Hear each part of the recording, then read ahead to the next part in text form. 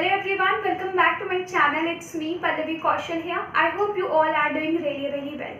और आज की वीडियो में मैं आपको इन्फॉर्म करने वाली हूँ कि अगर आप एक कैबिन क्रू की पोजीशन के लिए सेलेक्ट हो जाते हो तो उसके बाद में जो आपका मेडिकल टेस्ट होता है वो कैसा होता है और मेरा खुद का मेडिकल टेस्ट का एक्सपीरियंस कैसे रहा है स्पाइसजेट के साथ में और इंडिगो के साथ में। ठीक है, मुझे आप स्टार्टिंग से फॉलो करते हो तो आपने मेरी पहली वीडियो देखी होगी जहाँ पे मैंने अपना स्पाइसजेट में जब मैं सेलेक्ट हुई थी उसका मैंने एक्सपीरियंस शेयर किया हुआ था। और ये वाली वीडियो में मैंने अपना इंडिगो में जब मैं सेलेक्ट हुई थी उस टाइम का मैंने अपना एक्सपीरियंस शेयर किया हुआ है। ठीक है, तो वहाँ पे क्या होता है कि दोनों ही एयरलाइन के अलग अलग क्राइटेरिया होते हैं। सबसे पहले जो बहुत कैंडिडेट का डाउट होता है कि मेडिकल टेस्ट जो होता है वो हमें पे करके करवाना होता है या फिर कंपनी अपनी साइड से पे करती है। ठीक है, तो ये डिपेंड करता है कि आप कौन सी एयरलाइन में सेलेक्ट हुए हो। अगर मैं इंडिगो की मुझे जहाँ पे एग्जैक्टली कंफर्म है मैं वही वाली चीज़ें आपको यहाँ पे इन्फॉर्म करूँगी किस में आपको अमाउंट पे करना होता है और किस में नहीं करना होता है। ठीक है, अगर मैं इंडिगो और एयर इंडिया की बात करूँ तो यहाँ पे जो मेडिकल आपका होता है वहाँ पे आपको अमाउंट नहीं पे करना होता है। ठीक है, अगर मैं स्पाइसजेट की बात करूँ तो आपको वहीं पे 4000 to 5000 रुपीज़ आपको पे करने होते हैं। जब मेरा मेडिकल हुआ था तो उस टाइम पे मुझे 5000 रुपीज़ पे करने हुए थे। ठीक है, नेक्स्ट वेरी इंपॉर्टेंट थिंग, बहुत कैंडिडेट का ये डाउट होता है कि हम जहाँ पे चाहे उसी लोकेशन पे क्या हम मेडिकल करा सकते हैं या फिर हम मेडिकल अगर पे कर रहे हैं तो हम अपने साइड से मेडिकल करा के क्या उस कंपनी को प्रोवाइड कर सकते हैं। तो ऐसा बिल्कुल भी नहीं है। जिस लोकेशन पे वो आपको ऑप्शंस देते हैं वही आपको लोकेशन आपका जो भी नियरेस्ट लोकेशन है वो आपको 4 to 5 ऑप्शंस दे देते हैं। आपको उसमें से चूज करना होता है कि आप कौन से लोकेशन पे जाना चाहोगे। ठीक है, अगर मैं यहाँ पे इंडिगो की बात करूँ तो इंडिगो के कुछ लोकेशंस आप सबसे पहले आपका जब मेडिकल की मेल आती है आपको तो उसके बाद में आपको एक छोटा सा फॉर्म फिलअप करवाया जाता है, कुछ आपकी पर्सनल डिटेल ली जाती है और कुछ 3 से 4 लोकेशन आपके प्रेफरेंस दिए जाते हैं।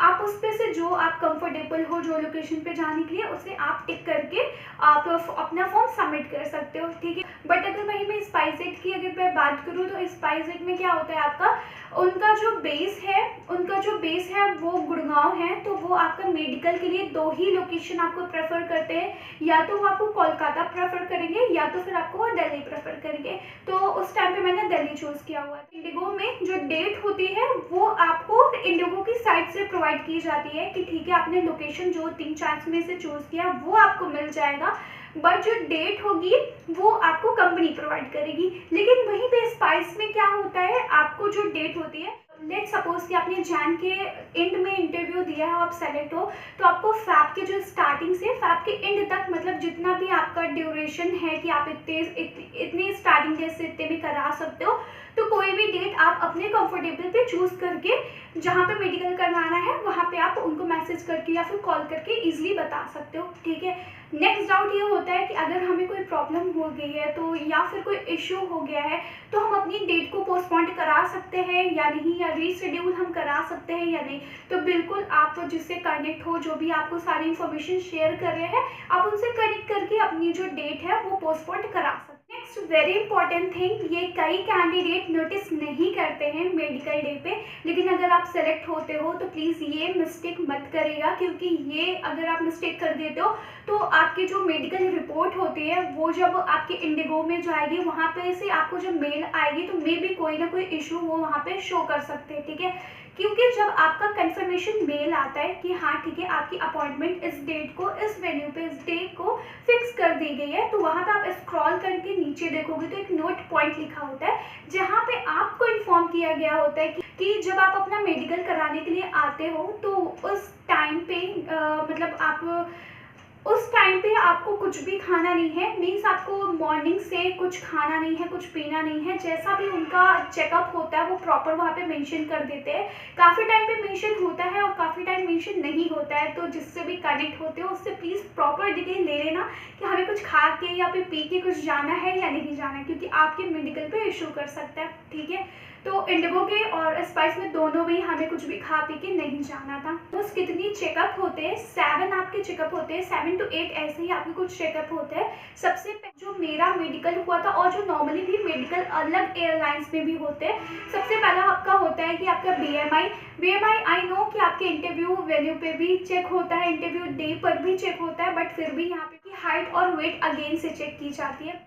हाइट और वेट चेक कर लिया जाता है। तो उसके बाद में आपका आई टेस्ट किया जाता है कि प्रॉपर मशीन होती है जिसमें से आपका आई साइट चेक किया जाता है कि आपका विजन 6/6 है या नहीं है। मैं उन कैंडिडेट्स को भी क्लियर करना चाहूँगी, अगर वो स्पेक्टिकल यूज़ करते हैं तो बिल्कुल वो भी कैबिन क्रू बन सकते हैं। अगर उनकी आई साइट यहाँ पे विजन जो है वो 6/6 नहीं है तो कोई भी प्रॉब्लम ऐसा नहीं है, ठीक है। बट बहुत ज़्यादा कम नहीं होना चाहिए कि बहुत ही ज़्यादा कम है, आपको बहुत ही ज़्यादा पावर वाला लेंस लगाते हो या फिर स्पेक्टिकल यूज़ करते हो, ठीक है। ऐसे कई सारे कैबिन क्रूज हैं जिनके स्पेक्टिकल लगते हैं, वो लेंस को यूज़ करके अपना वर्क आराम से कर लेती है, ठीक है। तो ऐसी कोई भी प्रॉब्लम नहीं है, बट थोड़ा कम चलता है, बहुत ज़्यादा कम नहीं चलता है। फिर आपका जब यहाँ पे आई टेस्ट हो जाता है तो उसके बाद में ही आपका यहाँ पे कलर ब्लाइंडनेस भी चेक होता है।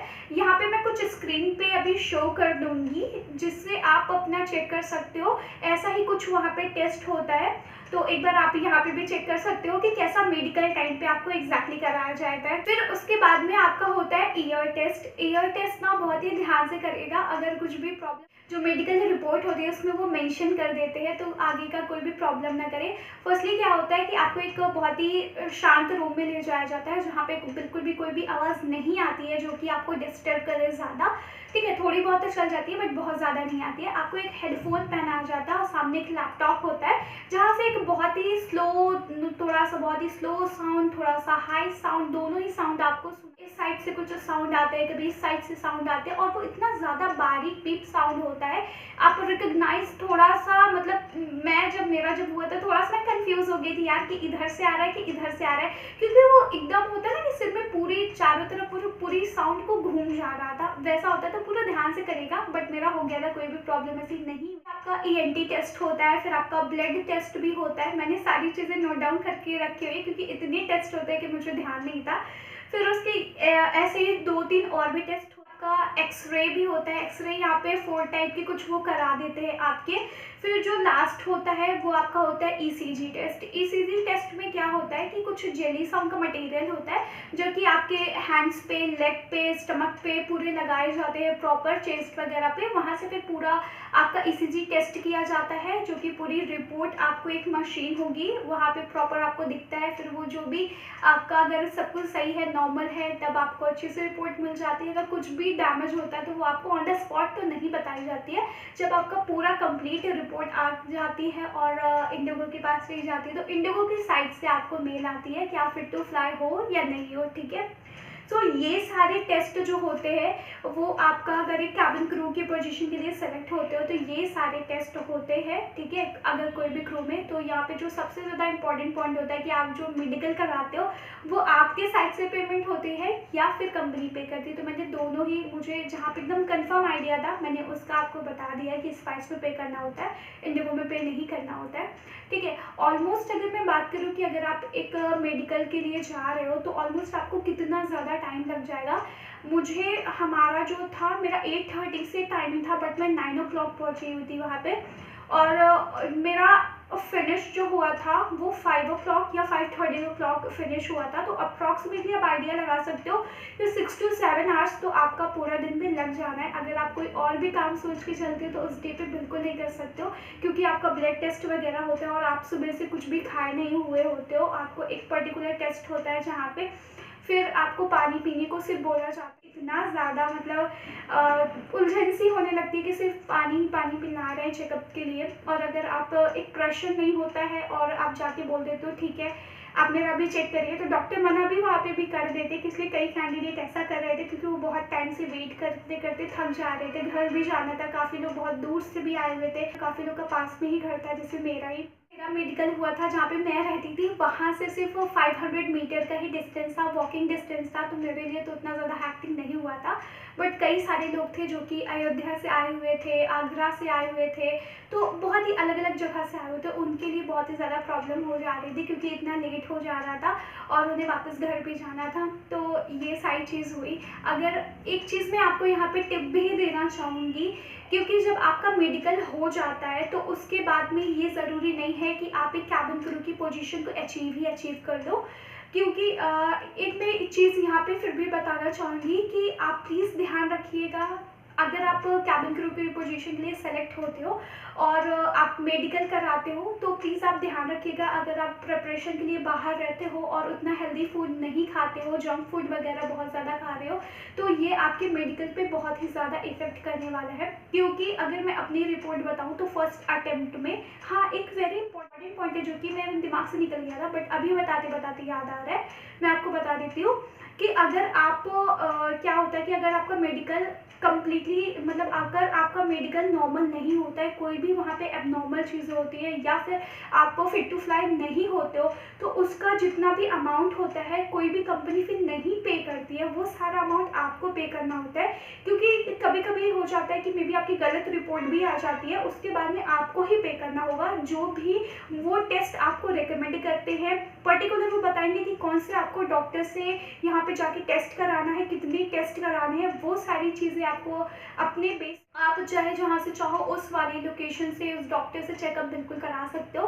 बट अगर लास्ट में कोई चीज़ भी प्रॉब्लम करती है तो आपको पेमेंट करना होता है। मेरा जो यहाँ पे उन्होंने शो कर दिया था कि मुझे हीमोग्लोबिन, मतलब मेरा हीमोग्लोबिन उस टाइम पे उन्होंने शो किया था कि कम है और मुझे जॉइंटिस की प्रॉब्लम हो गई है, तो इसके पीछे मुझे 3000 रुपीज़ पे करने हुए थे इस टेस्ट को कराने के लिए, क्योंकि उन्होंने बताया था इसी पर्टिकुलर डॉक्टर से कराना है जिन्होंने। बट बाद में सारी चीज़ें मेरी नॉर्मल आई थी, क्योंकि कभी कभी हो जाता है कि आपकी वो चीज़ें प्रॉब्लम नहीं करती है बट वो इतना ज़्यादा डीपली चेक करते हैं कि कुछ ना कुछ उसमें शो कर देता है। जैसे हमारी स्किन की अगर मैं बात करूँ तो बहुत लोगों की वाइट स्किन होती है, रेड होती है, येलो होती है, ठीक है। तो मेरी स्किन का कलर जो है वो थोड़ा सा येलोइश है, तो उसमें उन्होंने शो कर दिया होगा कुछ भी, मतलब स्किन की वजह से मेरा नहीं शो किया बट उन लोगों को रिपोर्ट में मेरा ऐसा शो हुआ कि मुझे जॉइंटिस की प्रॉब्लम है। बट मेरा जब प्रॉपर उस चीज़ में डिटेल में चेकअप हुआ तो ऐसा कुछ भी नहीं था।